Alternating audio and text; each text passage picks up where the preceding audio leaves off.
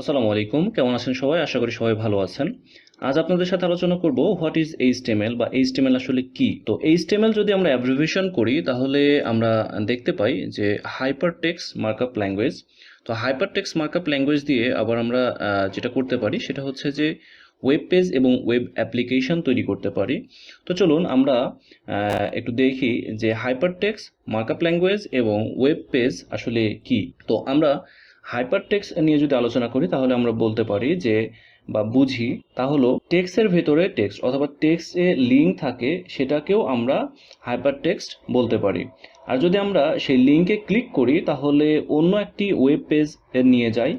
Hypertext মূলত একটি পথ যা একাধিক ওয়েব পেজ এর সাথে লিঙ্ক তৈরি করে। এরপরে আমরা যদি দেখি যে মার্কআপ ল্যাঙ্গুয়েজ আসলে কম্পিউটার ল্যাঙ্গুয়েজ, যেটার মাধ্যমে আমরা লেআউট বা টেক্সট ডকুমেন্টকে ফরম্যাটিং কনভার্সন করতে ব্যবহার করা হয়। এটার মাধ্যমে টেক্সট থেকে ইমেজ, লিঙ্ক, টেবিলে পরিণত হতে পারে। এরপরে আছে ওয়েব পেজ। তো ওয়েব পেজ একটি ডকুমেন্ট যা এইচটিএমএল ব্যবহার করে লেখা হয় এবং ট্রান্সলেট করা হয় ওয়েব ব্রাউজারের মাধ্যমে। এটি ডিফাইন্ড করতে ইউআরএল ব্যবহার করা হয়।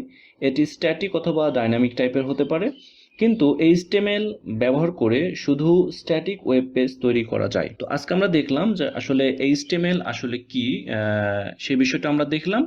তো এর পরবর্তীতে আমরা দেখব যে এইচটিএমএল কিভাবে লেখা হয়, কিভাবে আমরা লিখতে পারি এবং কিসের মাধ্যমে লিখতে পারি, এই বিষয়টা দেখব নেক্সট ভিডিওতে। তো আজ এই পর্যন্তই। আসসালামু আলাইকুম।